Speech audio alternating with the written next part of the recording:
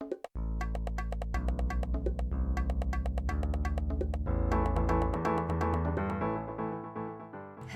I'm Mary Hughes.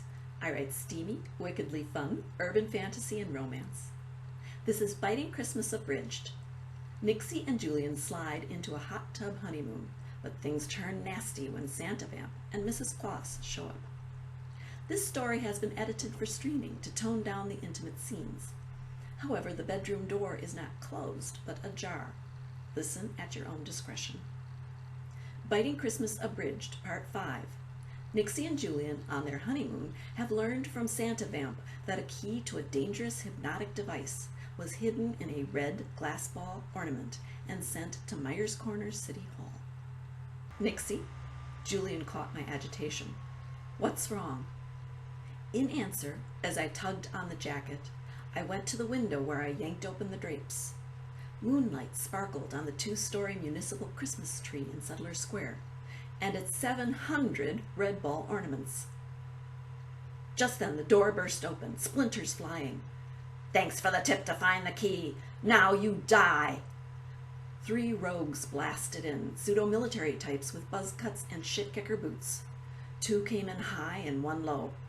They were trained, they were organized, and they were carrying bazookas. I gaped. "Really? You're going with that corny 'now you die'?" "Down!" Julian hit me with a flying tackle, body covering mine as a small rocket whizzed over us. The rocket shattered the window. Shards of glass tinkled, hitting sidewalk. The whomp next to us was much louder. I twisted my head. Santa lay motionless, a plate-sized hole in his chest. Better than the lump of red meat the rocket would have turned a human into, but I still gagged. "Nixie." Julian's breath warmed my ear. "When I say run, head for the door. I'll distract the rogues." "Julian, you can't. You have 1 fighting blade. That trio's armed with bazookas." A new meaning to the word 3-hole punch. "I have a few surprises up my sleeve." He kissed my temple. "Now run." He blew into mist. Deadly whirlpools of silver swirled around the rogues. They slapped and shrieked. I dashed for the door. I was almost there when the mist collapsed. It's only good for a few seconds. And Julian resumed form. The rogue nearest me saw Julian. Took aim. "No!" I lowered my head and charged. I hit that Lestat with everything I had.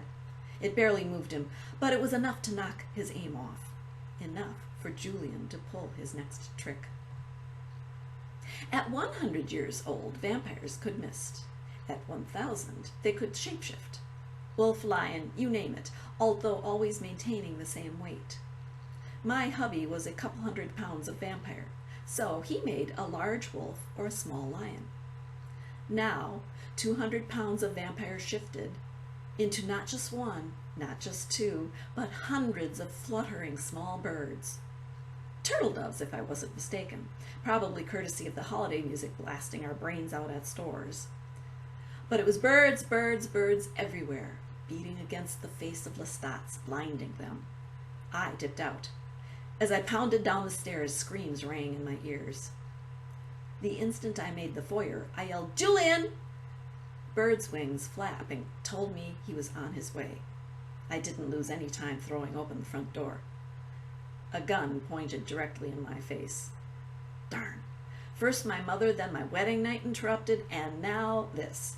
Just Riverdance 10 Lords a Leaping on my skull. I backed up.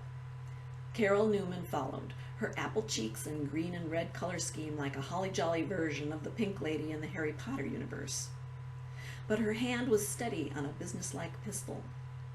Behind her, 6 Rottweilers growled, fangs dripping menace. Damn. Julian formed behind me, echoing my thoughts. Too many dogs for mist. And she's prepared. Not birds either. Not unless I want to look like a sponge when I reform. Retreat, I suggested. The parlor. Works for me.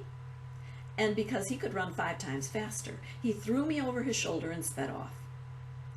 Snarling dogs raced after us, Carol urging them on. I grabbed for handholds in my hubby's leather jacket and clung. I may have admired his glutes flashing a few feet below me. Hey, better than obsessing on the dogs nipping at his heels. They dogged him all the way to the B&BS's parlor. Julian blasted in and ran straight for the window. But the dogs fanned out and flanked him, hounding and harrying until they cut him off from the window's escape. He spun for the door. I peeked around his arm. Carol filled the doorway, the three-hole punch gang looming behind her. The dogs were crowding us toward the vamps. I frantically scanned the room for another escape. The only opening was a brick fireplace, red stockings hanging from its mantel. It reminded me of my mother and her Christmas specials. So idiotly baka. About to Die and Charlie Brown and the Grinch were flitting through my head, and Tim Allen as Santa. Slide me off the roof and snap my suspenders, that was it. Julian the Santa Claus! Nixie, now is not quite the time to educate me on popular culture.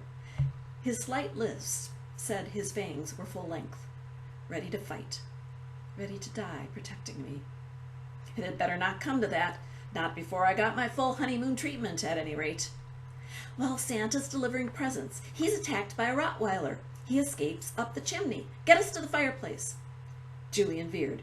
If I can carry you while flying, I've never tried it.